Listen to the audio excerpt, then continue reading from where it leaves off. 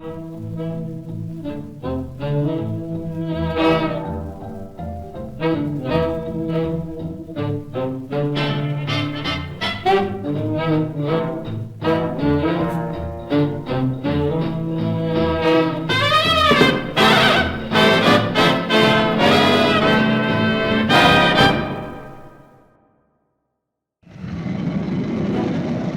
the first 6 episodes of this series, we followed the historic Carpentersville to Yorkville trolley system, traveling by bicycle, automobile, and foot from Carpentersville in North Kane County through West Dundee, next passing through the extensive street railway system of Elgin, then South Elgin and the Fox River Trolley Museum, crossing over the river at 5 Islands, then trekking through St. Charles, jockeying through Geneva, and touring through Batavia.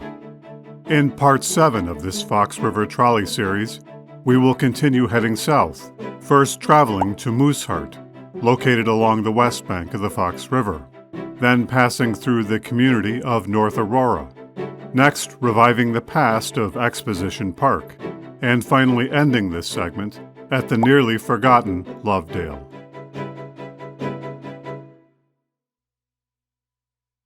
In our previous video, we left off just a few blocks south of Batavia's city limits at Carlisle Road.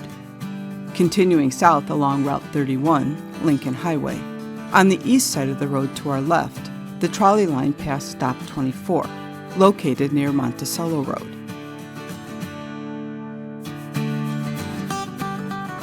Another 1,200 feet brings us to Stop 23 at Sycamore Lane.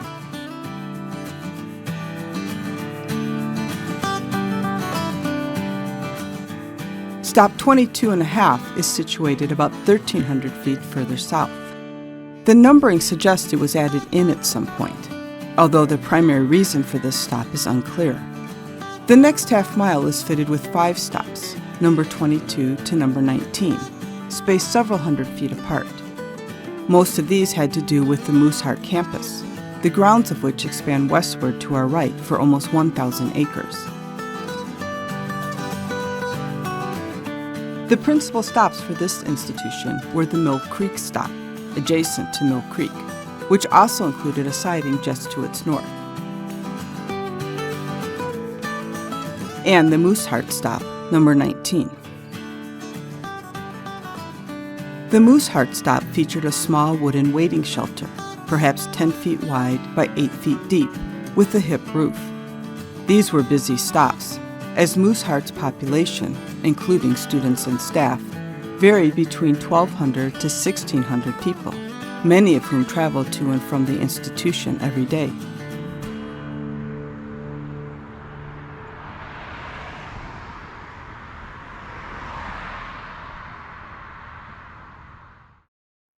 Mooseheart was established in 1913, founded by the Loyal Order of Moose Fraternity. Although a bit difficult to fathom today, this was a time when it was common for both men and women to join social fraternities within their communities. These organizations provided an additional social network beyond their local church and neighborhood, often extending to towns and cities far beyond their everyday lives. Further, and perhaps more importantly, it was the first form of life and medical insurance, long before the advent of government-provided programs, where reciprocal aid from membership dues offered a collective safety net for members and their families. Most cities and towns of the era hosted lodges for elks, eagles, the Knights of Pythias, the woodmen of the world, as well as their elder siblings, the Oddfellows and the Freemasons. The Loyal Order of the Moose Fraternity was a relative latecomer, originating in Louisville, Kentucky in 1888, and one which was struggling to survive until James J. Davis, a 32-year-old Welshman who had emigrated to the U.S. as a youth, enlisted in the local Moose chapter in East Central Indiana in 1906. Recalling his difficult early years working in the Pennsylvania steel mills, Davis proposed to help the Moose Fraternity in recruiting new members, if they would agree to setting aside monies for sick and death benefits, and also to creating an orphanage and school to benefit children of Moose members who had been badly injured or who had died prematurely. He referred to this dream as a happy city of children. The Moose organization agreed. Davis then spent the next several years riding the railroads, tirelessly crisscrossing the state, the region, and the country, going into communities, meeting with civic leaders, setting up town meetings, signing up new members, and establishing new lodges. Within 5 years, he had grown the Loyal Order of Moose to more than 200,000 members, and by 1915 to 500,000 members, and listed within more than 1,000 new lodges. Thanks to Davis, it was amongst the fastest-growing social fraternities in the United States during the first 2 decades of the 20th century. By 1913, the annual dues of this burgeoning membership allowed the fraternity to purchase more than 1,000 acres on the west bank of the Fox River in Kane County, Illinois, out in the countryside, but close to a major city, Chicago, and supported by 3 railroads, the Chicago and Northwestern, which created a station for Mooseheart along the Fox River, the Chicago, Burlington, and Quincy, which passed through the campus with a passenger depot and freight sidings, and the Aurora, Elgin, and Chicago Trolley, which created at least a few stops for the institution to the east of Lincoln Highway. Mooseheart went through an expansive building program in its first few decades, as the number of resident students and orphans quickly grew to over 1,000. School buildings, dormitories, administrative buildings, farm buildings, and power plants. Since those early days, over 12,000 children have passed through Mooseheart's programs and curriculum, benefiting from a strong education in both academics and trades, as well as establishing a lifelong social network.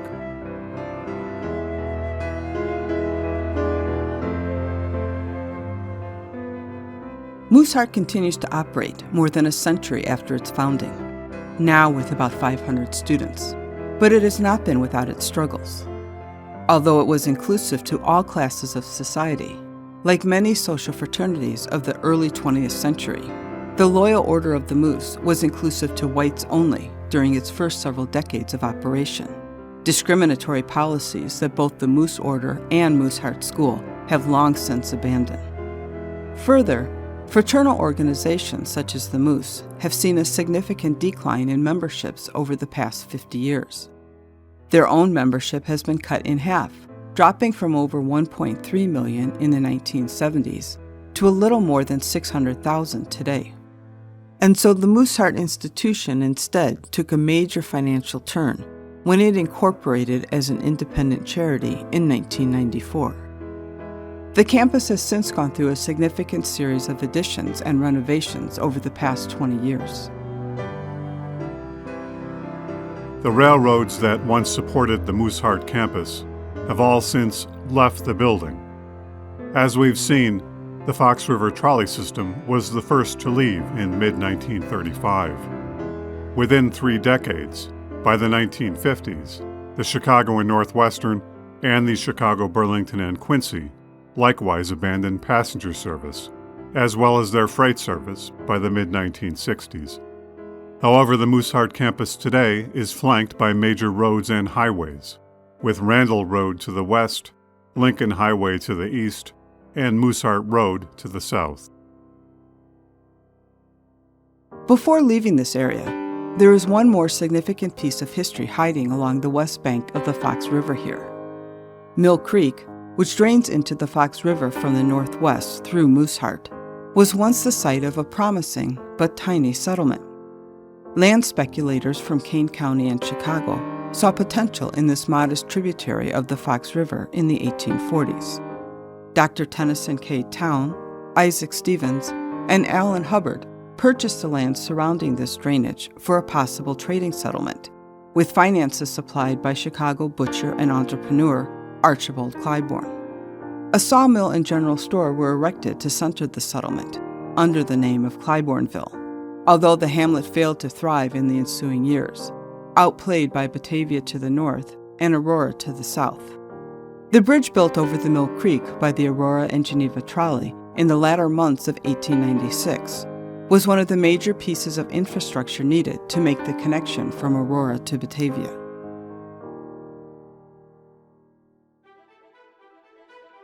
Departing Mooseheart south along Lincoln Highway, we pass by George Siding, stop 17.5, a few hundred feet south of Mooseheart Road.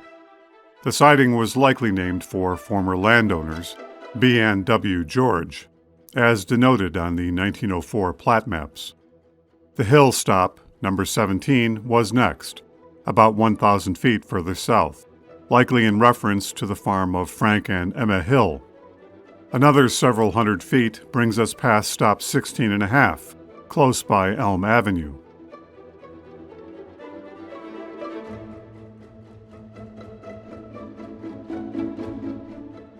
Further south brings us into the precinct of North Aurora, with the first stop being at Oak Street, stop 16, also known as Snyder's Stop, likely in reference to the Schneider family, one of the early founders of North Aurora. Another 700 feet brings us to the main stop in North Aurora, at State Street, stop number 15.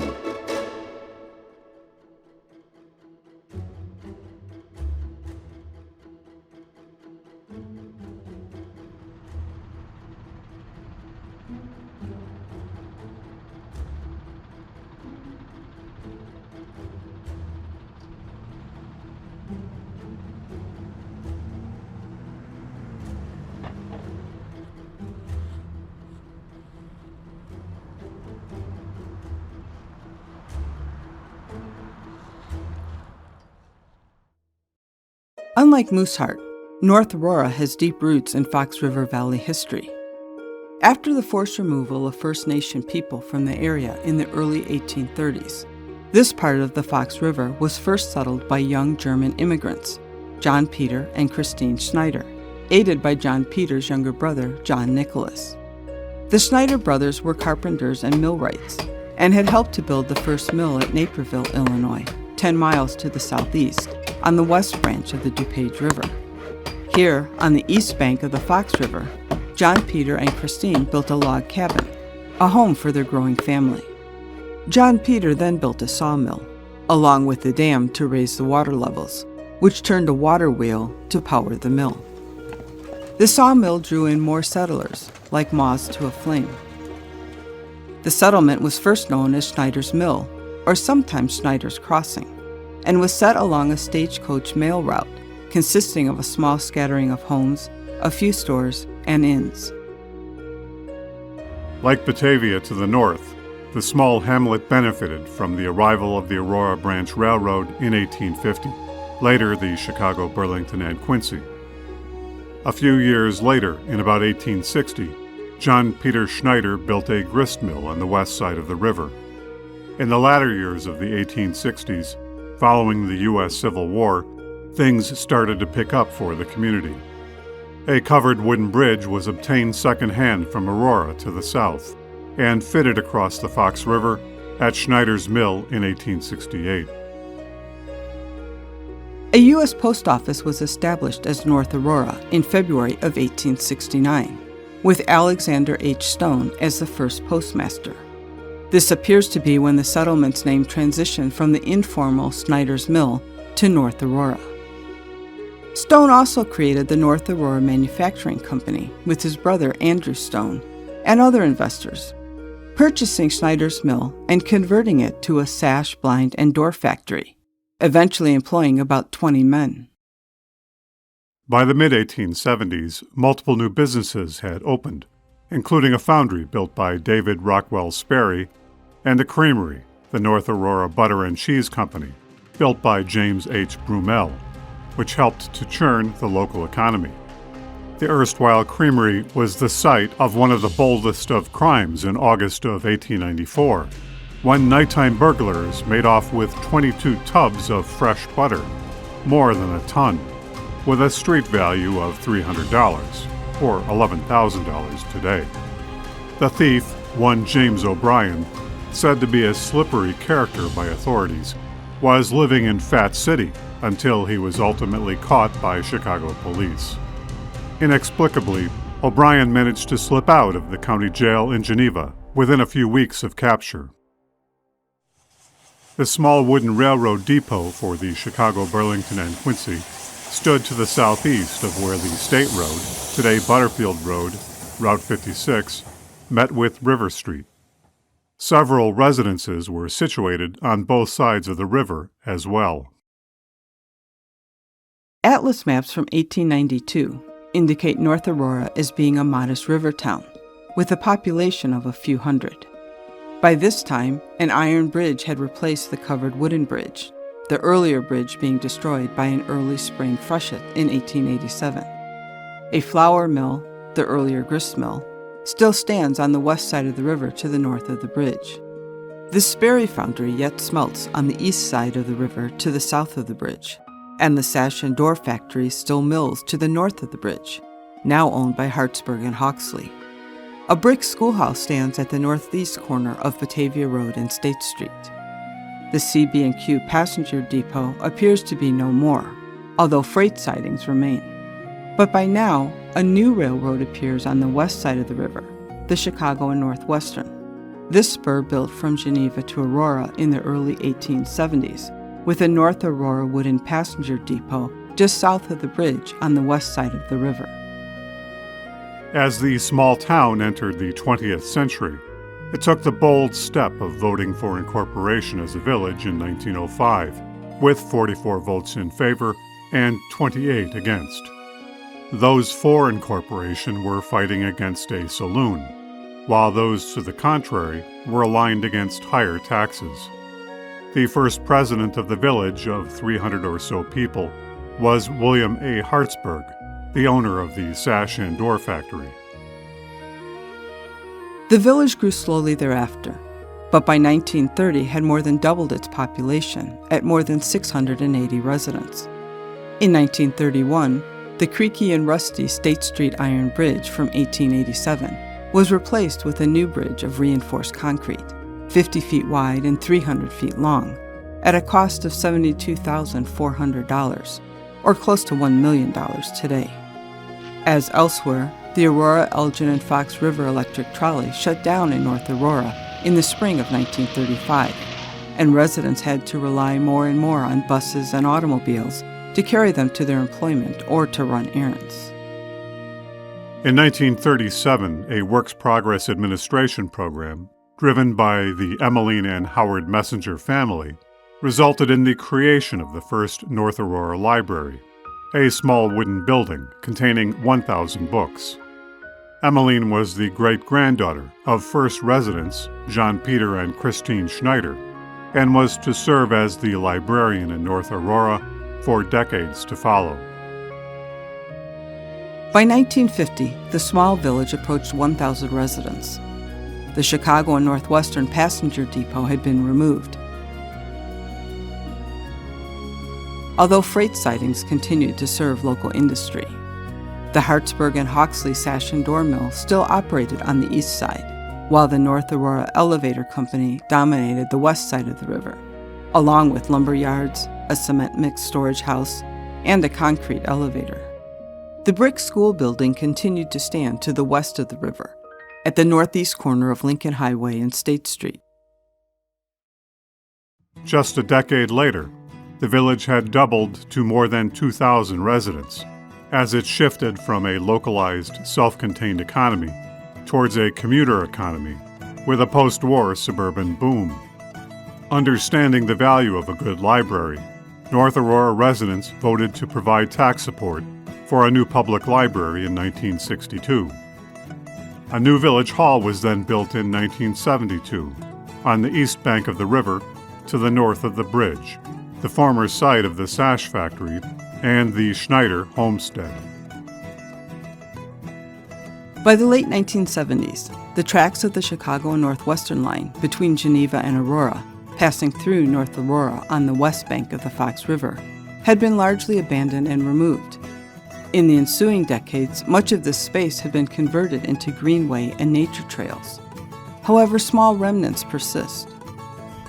A few of our observant viewers, Jennifer Hawkinson and her son, pointed us to a small masonry culvert and trestle, a relic of the former Chicago and Northwestern, a short distance west of the walking path, and about 1,000 feet south of State Street, behind the A&W restaurant on Lincoln Highway.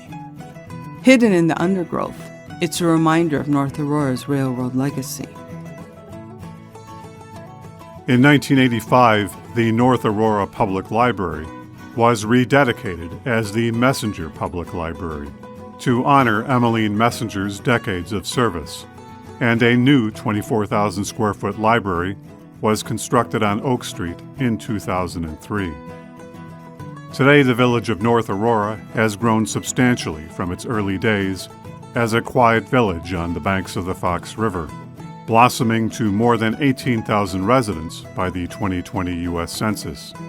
Although less storied than some of its Fox Valley neighbors, it has nonetheless taken its place as an important community in its own right, proud of its new public buildings and with an optimistic view to the future.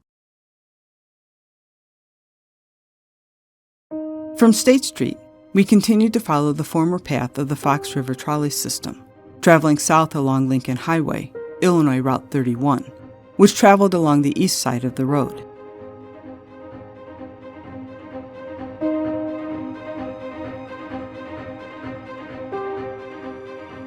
About 1,000 feet south of State Street, we passed Stop 14, along the south edge of North Aurora.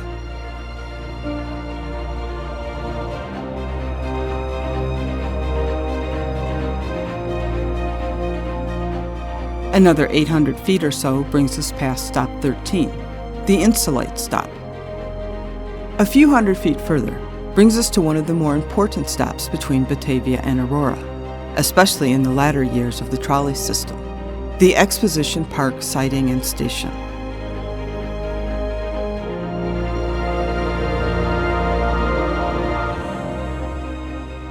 Exposition Park was originally known as the Central States Fair and Exposition Grounds.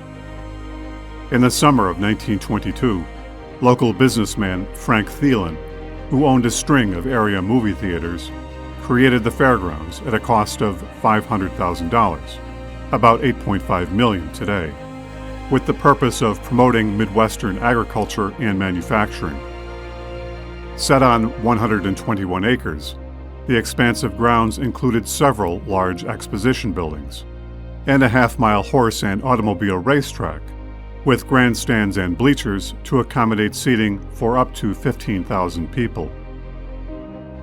Operating each year from Easter to late autumn, the peak season was during the annual Midwestern Agricultural Fair, typically held in late August and early September. Fairgoers were treated to a host of agricultural exhibits, as well as concerts, fireworks, and balloon ascensions. Other summer events were also held here, featuring horse racing, automobile racing, rodeos, and sports games. Within a few years, additional permanent attractions were added, including a 130-room hotel, a ballroom and restaurant, picnic areas, a massive swimming pool, a kiddie amusement park with a roller coaster, the Exposition Flyer, a tilt-a-whirl, a Ferris wheel, and a host of other amusements. In 1928, the Aurora Municipal Airport was built adjacent to and just south of the Exposition Park, which allowed for even more aerial shows, stunts, and special events. The park was very successful through the 1920s, but it was hit hard with the onset of the Great Depression in early 1930. So much so that the park went into receivership in 1932, being sold in early 1933 to Joseph Kataronick, former owner of the Montreal Canadiens hockey team, and Robert Stevenson Eddy of New Orleans, Louisiana. The new management, however, was quickly marred with a horrific accident and tragedy at the park, when, during an air show in August of 1933, a woman parachutist fell to her death from a half-mile high, in front of 15,000 onlookers. The young woman, Ruth York of nearby Maple Park, was a last-minute replacement for a pair of balloon ascensionists whose balloon had been destroyed by fire in the moments preceding the show. Ascensionists were a popular type of daredevil performers at the turn of the 20th century, oftentimes young women, who would ascend via a hot air balloon to a half-mile or higher in the sky, then parachute earthwards to the delight of awaiting crowds below.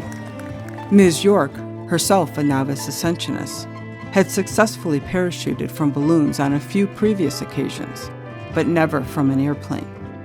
In order to not disappoint the crowds, she was hastily recruited to parachute from a small airplane, flying high above the stands, rather than a balloon.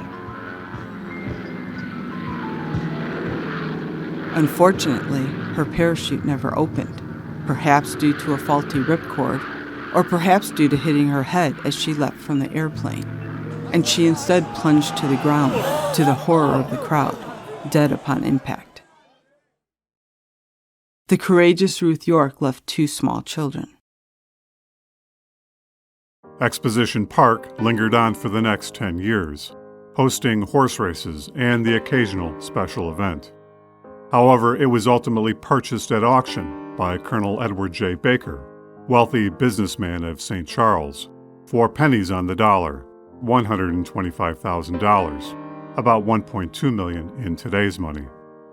Baker, in turn, 18 months later, in November of 1943, sold the depreciated park to Orville and Mary Fox of Oak Park, who then leased the racetrack to the Fox Valley Trotting Club, and then later the Aurora Downs Association.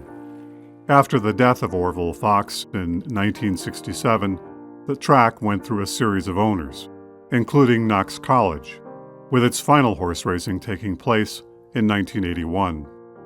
The property was later sold to Union Pacific Realty, a subsidiary of Union Pacific Railroad, which converted the horse racing and amusement venue into an industrial park in 1988.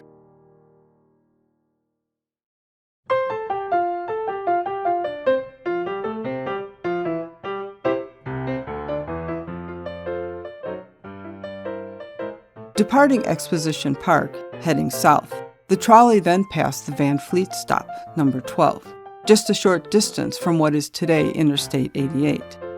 The Van Fleets, of Dutch origin and one of the earlier settler families in the area, owned a large produce farm along Lincoln Highway.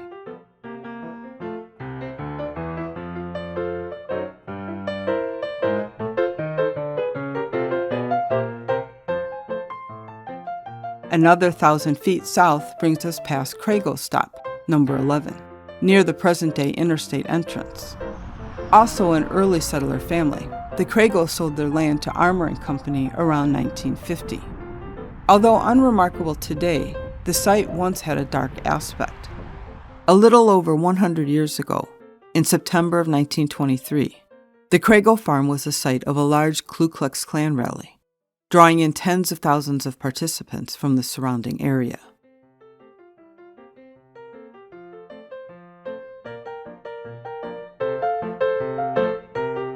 Further south, after about 1,000 feet, the trolley would have passed Stop 10, the Lovedale stop. Lovedale had its origins in the late 1800s, when brothers John and Joy Love, of Scottish origin, purchased a foundry for iron smelting and casting on the east side of the Fox River. In time, they built an iron bridge extending to the west side of the river, where many of their foundry workers lived. The small rural community that arose from this industrial settlement, along Lovedale Lane and Offut Lane, became known as Lovedale. This name was later picked up by a small subdivision, built in the 1930s and 40s, located about 1 mile due west of Lincoln Highway, and just west of the Aurora Municipal Airport. Confusingly, the Lovedales were torn between 2 burgles, as the original Lovedale was annexed into the city of North Aurora in the early 1960s, while the new Lovedale subdivision was later annexed into the city of Aurora. The Lovedale name has been preserved in the form of Lovedale Lane, which heads south from the Cinemark Theater across Lincoln Highway.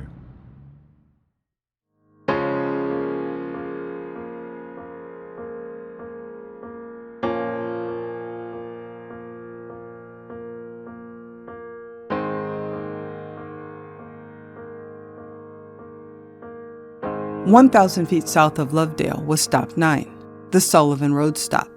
Both the road and the stop named for the Jeremiah and Cornelia Sullivan family farm that stood to the west of the road. This stop would have also served the Sisters of Mercy Hospital campus on the southwest corner of the road, dedicated in 1913, as well as the Springbrook Tuberculosis Sanitarium, which originated in 1920 on the southeast corner of Sullivan Road and Lincoln Highway. Today, the Fox Valley Adult Transitional Center, a facility of the Illinois Department of Corrections. Just a few hundred feet north of here, at a place called Springbrook Gulch, one of the worst trolley accidents of the AE&C's history occurred in July of 1908. Nearly 40 passengers were injured when two interurban cars, traveling downgrade into the gulch and running at nearly 40 miles per hour, crashed head-on, one heading north and the other south. Dozens of passengers were severely injured in the crash, with broken and dislocated limbs and severe cuts from flying glass. Both motormen fortunately survived the collision, having leapt from their cars a moment before the crash, with blame ultimately placed on the operator of the southbound car, who had not waited with his car at the Lovedale siding as was required.